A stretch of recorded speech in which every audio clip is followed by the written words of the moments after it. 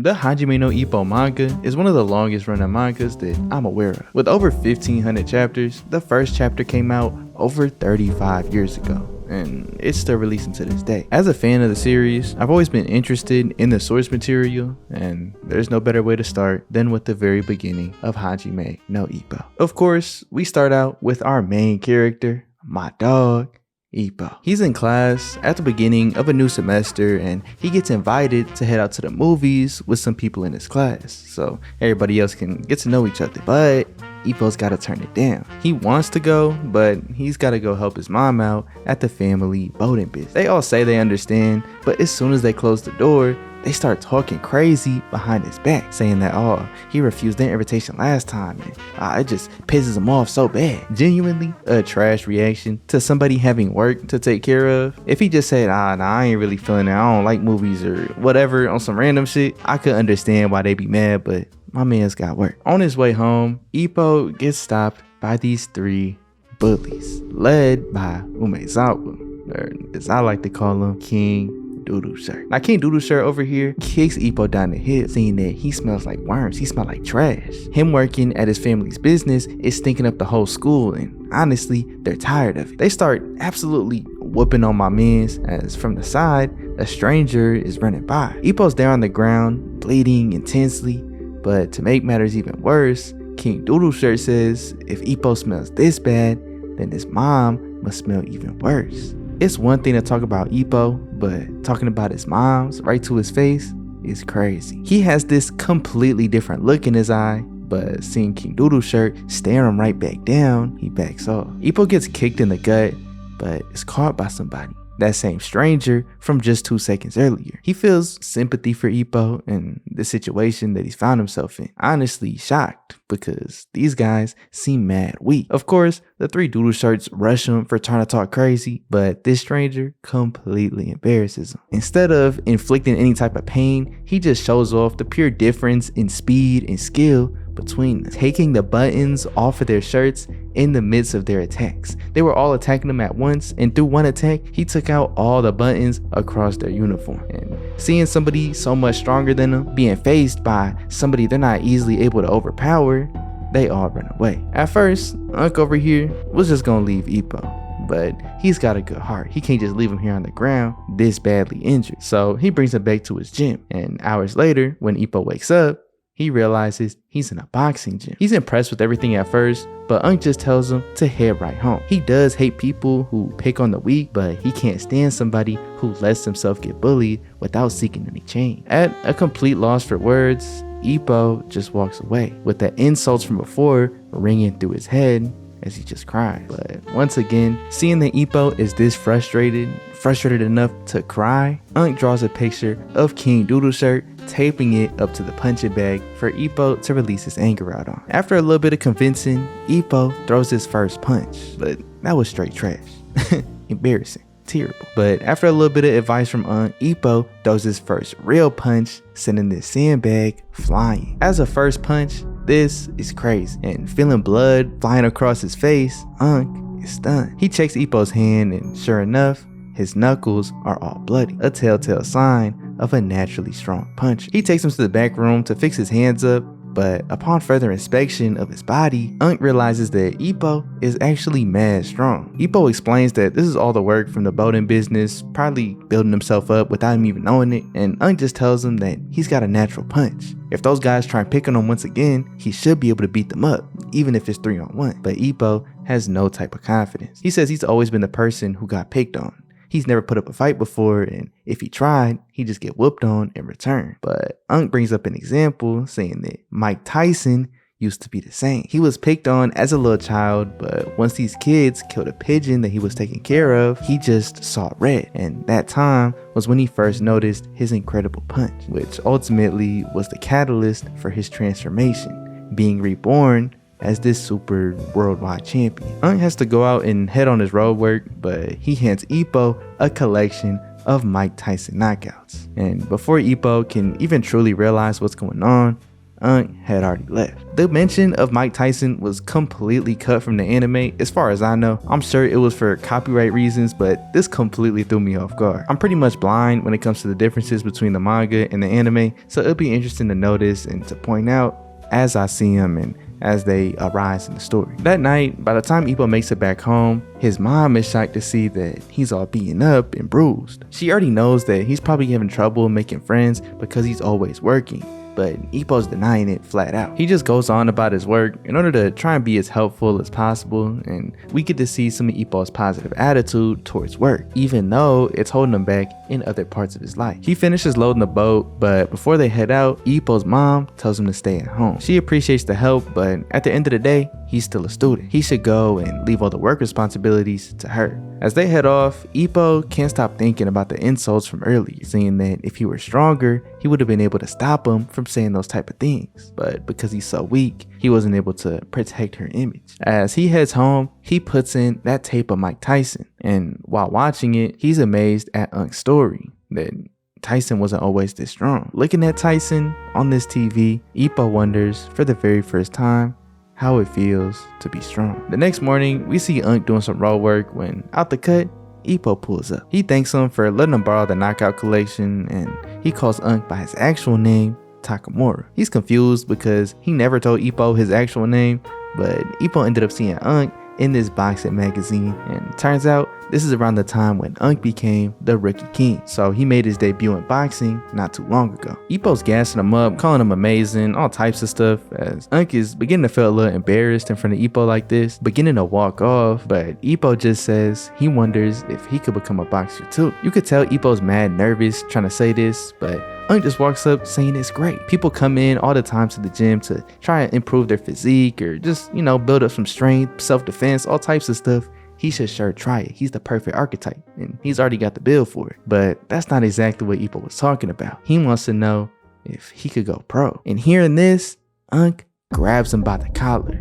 He can't believe it. He tells Ippo not to think that pro boxing is such an easy world to get into, that just on a whim's notice, you could decide that you want to become a pro boxer. Ippo brings up the story of Tyson, but Unk says him and Tyson are not the same. Ippo tells Unk that this wasn't just some random thought.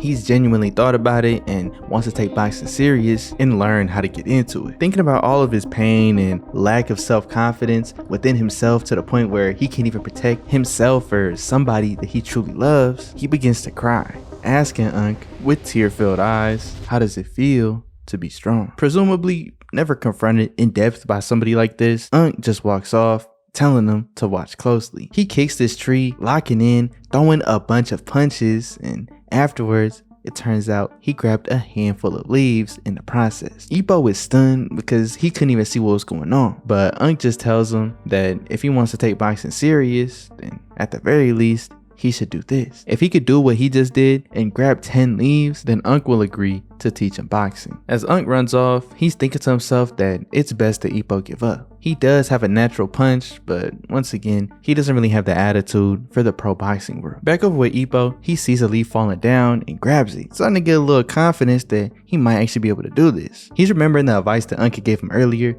but as soon as he goes in to reach for another leaf, the first one falls out of his hand. Day after day, he continues to practice and still tries to put in work on catching this second leaf. And after long enough, he finally is able to. But being able to grab 2 leaves is only 20% of the way there. He's still got to get 8 more in one sitting. One day, as he's on his way home, he realized that he had completely forgot he was supposed to go help his mom with some work and instantly feels bad at the thought of her picking up on his workload. But going in to see his breakfast that his mom had prepared for him, it's extra extravagant. Does that even make sense? Extra extravagant? I don't know. Today's breakfast was extra. I was about to say it again. It's special. It's a little more than normal. Ippo's mom had left a note saying that she's noticed he's gotten into something recently and it's made her happy. She doesn't want her responsibilities to bleed onto him and get in the way of what he wants to do. So she tells him to honestly not think about work. She'll be able to do what she's got to do on her own. She just wants him and whatever he's doing to work hard and not give up. A few more days later, and Ippo's managed to get to the point where he can grab 5 leaves, but after grabbing 5 of them, his speed slows down significantly and he can't catch another one. It's day 6 at this point, and tomorrow is his deadline, when he has to show Unk that he can grab 10. With so much progress that he has to make in a short amount of time, Ippo starts to think that it's impossible. But he instantly gets himself out of that mentality, knowing that if he gives up here, he's gonna regret it for the rest of his life. Whether or not he has talent, he's telling himself to persevere and be reborn in that same way that Tyson did. He will become a boxer. Ippo thinks back to Unk's example from the first day and realized that the sound of Takamura's punches were different than his own. He experiments for a little while and is struggling to recreate that sound. But remembering that Unk seemed more relaxed in his punches, Ippo decides to relax his own fists. And sure enough, he's able to create that same whoosh sound that Unk was able to show him. Working at it all throughout the night and into the morning, Unk is doing his road work as usual when he's called out by Ippo. Unk had honestly forgot about this whole arrangement, but he could tell that Ippo's been here putting in work. He's completely drenched in sweat. Ippo just knocks the tree and tells him to watch closely. He can only do it one time. As the leaves fall down, he throws out all types of punches, grabbing leaf after leaf, and sure enough, he was able to grab 10. Seeing that he succeeded, he's all hyped and excited, and Unk is genuinely amazed. He didn't believe that Ippo was actually going to be able to make it happen. He had set the challenge up so that Ippo would fail because he didn't think that this world of boxing was for him, but nonetheless, he did it. Ippo starts talking about all of the stuff that he had to learn and figure out in order to grab these leaves while keeping the other ones in his hand,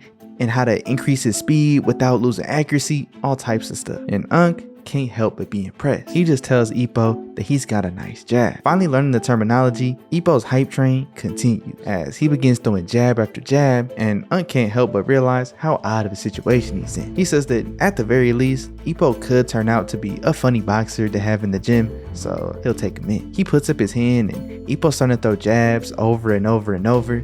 But as he begins to jab harder and harder, getting more excited, Unk has to knock the mess out of him in order to calm him down, continuing on his road work as Ippo follows close behind. The next view we get is of a few months later at Kamigawa Gym, the gym where Unk trains at. We get a look at Gramps over here, Chief Kamigawa, and he's having a conversation with the manager of the gym, Yagi. Gramps is complaining that in the 20 years since the gym has opened, they've seen a little bit of success but 0 world title contender. Yagi brings up Unk, and Gramps is hyped at his possibility and potential for being that world champion that Gramps wants so badly. But talking about Unk, Yagi brings up that he's supposedly bringing in this new boxer. Just in time, Ippo and Unk walk into the gym and he begins to introduce him, but Gramps pulls Unk off to the side. He's already judging Ippo just by his appearance and his demeanor that he's not the right person. He was hyped to hear that Unk brought somebody in, but he could already tell that Ippo is just not it. Unk doesn't want Gramps to count Ippo out just yet, and Gramps ends up deciding to have Ippo prove his worth with the spar. Pulling Ippo off to the side, Unk breaks the news to him, and he can't believe that he's sparring already. He's only thrown one real punch aside from jabs, and that was it. But nonetheless, Unk throws some headgear on him, gives him gloves, and puts him in the ring. His opponent, Gramps points out, is Miyata. This 16-year-old boxing prodigy trained by his father, who was also a former pro boxer. Miyata isn't technically a pro yet because he's too young to have his license, but that doesn't mean his skills are subpar. Ippo is of course scared, but he's also shocked to see that Miyata is the same age as him. They're both 16. Gramps sets the rules. They're gonna fight for 4 rounds, and if either of them get knocked down 3 times in a single round, they lose. Gives him the mouth guard and pushes him into the ring. But before the first round starts, he punches him in the stomach in order to fill out his core. Turns out, for the past month, has given him this ab training routine, and Ippo didn't slack on it for one bit. So at the very least, his build is really good, so his defense shouldn't be that bad. Dubs step 1 of this fight, Operation Turtle. For this entire round, Ippo just has to keep his guard up and not let it drop by any means. All he has to do is take these punches from Miyata and not let the shock of it get to him. And in round 2, once he's settled down and is used to standing inside the ring against somebody, Unk will give him his next set of instructions. As Miyata looks at Ippo, clueless, he realizes that Ippo truly is just a rookie, deciding that he'll go easy on him. As the round begins, Miyata rushes in, throwing a couple punches to Ippo's guard. Gramps will give Miyata his props for being such a solid fighter while being so young, but Pops knows that he's got a long way to go. Pretty much instantly, Miyata can tell that Ippo is just holding his guard up and knows that there's one simple solution. He throws a punch at Ippo's body, and instantly, upon feeling a real punch from an opponent in the ring, he drops his guard, revealing his face as Miyata sends Ippo to the ropes. Seeing this, Gramps isn't impressed at all, while Ippo is genuinely amazed with Miyata and his skill. He just barely manages to pull himself up, showing a little bit of his grit, but as soon as he does, Miyata rushes back in, hitting him in the gut once again, following up with another punch to the face, sending him right back to the ground. Unk is yelling at him that he told him not to drop his guard, but here he is, dropping it back to back against the same attack. But honestly, at this point, Ippo's starting to lose it. He could barely even hear what Unk is saying. He's yelling at him, telling Ippo that he put in all this work because he said he wanted to be a boxer. And now, it's time to show his determination. He put in all that work in order to learn how to catch the leaves and did all that ab training for this moment right here. And being able to make this out, Ippo realizes that Unk is right. He can't let himself get taken out the game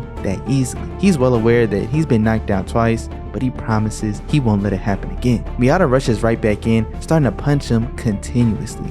And out the side, Unk just tells him to run. He runs out of there in the most awkward fashion possible, but Miyata isn't letting him get away. He follows up, continuing to hammer at Ippo's core, telling him that he knows Ippo wants to drop his guard right now, just to come to the pain, and Miyata can end this fight quickly. But Ippo isn't budging. Some of the other fighters in the back are starting to talk crazy about Miyata, saying that even after all of these hits to a newbie, he still can't drop him. That's honestly embarrassing. And hearing this, Miyata gets hot. He was only using his left up to this point, but now he mixes in a right straight to Ippo's core. But still, he stays standing. He runs to the opposite corner, completely out of breath, completely exhausted, and Miyata can't believe it. At this point, even Gramps is surprised that this complete newcomer is able to take this many hits from Miyata, including a right, but in the ring, Miyata continues punching. As Ippo manages to take these punches and run away once again, nobody can believe it at this point. But by the time Miyata rushes in to finally finish it off, the bell rings. The other folks watching the fight are genuinely impressed with Ippo, while in Miyata's corner, his pops is telling him to quit playing around. In round number 2, he better attack Ippo heavily. At this rate, Ippo won't even throw one punch back. Over in Ippo's corner, he's gassing Miyata up, but Unk is telling him that Miyata hasn't even done anything special yet. What was really special was Ippo's resilience out there. It turns out that Ippo took Unk's training routine and did 3 times the daily amount just out of pure excitement and readiness to rebuild himself into this new person. That's why his core is strong enough to take all these hits. Regardless of the reason, officially round 1 Operation Turtle has succeeded. And now it's time for step 2. But before getting any explanation about his plan for the next round, Ippo explains that he's in pain, but it doesn't really hurt. Back when he got bullied, he felt so ashamed and embarrassed that the mental pain to his pride and self-esteem felt way worse than any of the physical pain that he had gone through. But when here in the ring, even though the pain is worse than what those bullies could ever inflict, he still feels as if he can keep on going. Unk warms up his legs, telling him that in this round, they're gonna attack. Ippo just needs to use his jab, explaining that that range at which he could catch the leaves and that spacing that he learned is his range for his jab. As the round starts back up, Ippo takes an offensive position, slowly beginning to walk Miyata down, mumbling to himself all of that info that Unk had drilled into him. Miyata rushes in, but the instant that he gets in range, Ippo starts sending out all these jabs at once. Not only Miyata, but Gramps and everybody else is shocked at the level of Ippo's jab, to the point where Miyata's pops can't even believe that Ippo is truly a rookie. This jab is just too high level. This is literally the only thing he's practiced for at least a month, and other than his resilience, this is the first skill he's truly shown inside the ring. Miyata was caught off guard at first, but proceeds to dodge and weave every hit from Ippo, putting his own skills on display. Through the sheer amount of punches being thrown,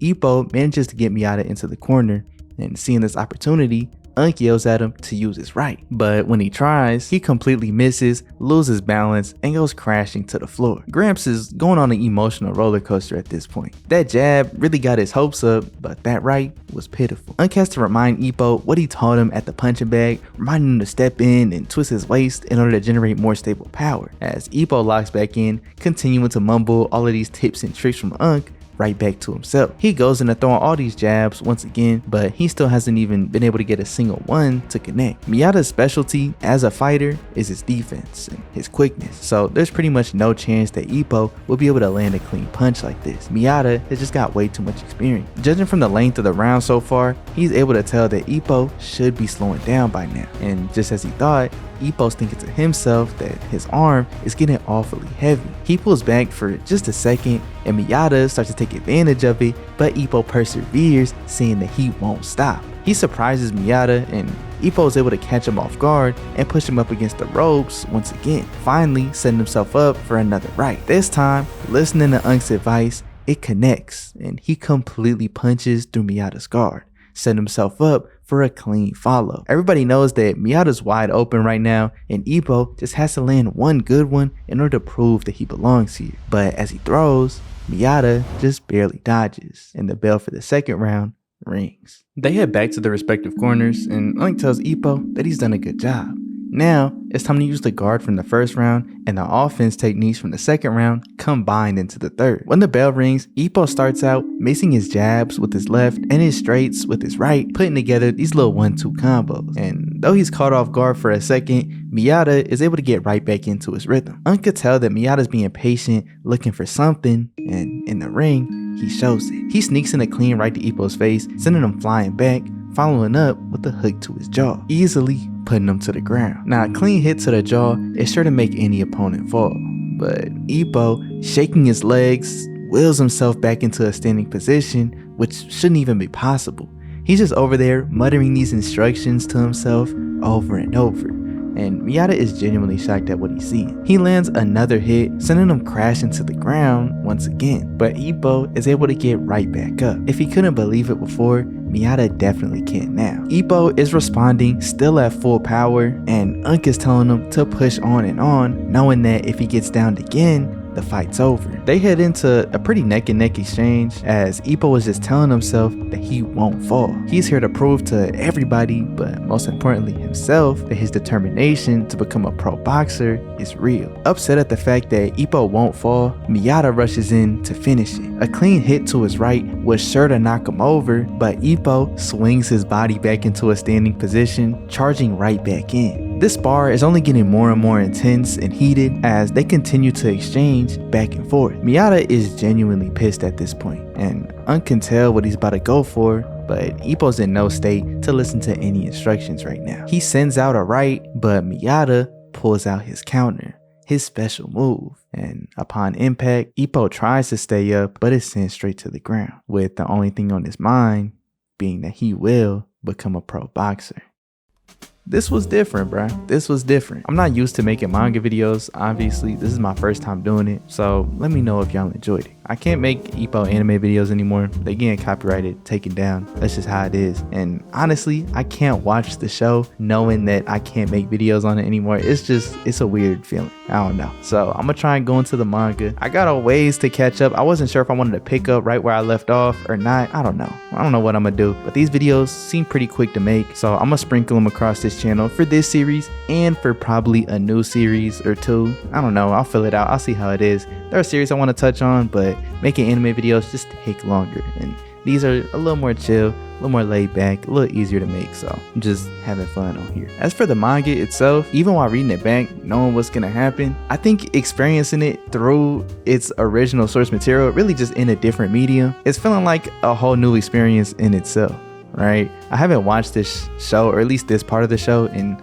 over a year at this point, so it's not like it's completely new to me, but seeing these characters with slightly different designs and character choices makes it feel not stale, if that makes sense. I don't know how often I'm gonna be uploading on here, but if y'all enjoy it and this doesn't get taken down for copyright or something, I'll be back with even more. Make sure y'all stay safe, stay healthy, stay solid, and I'm gonna see y'all in the next one. We out, bro. We out.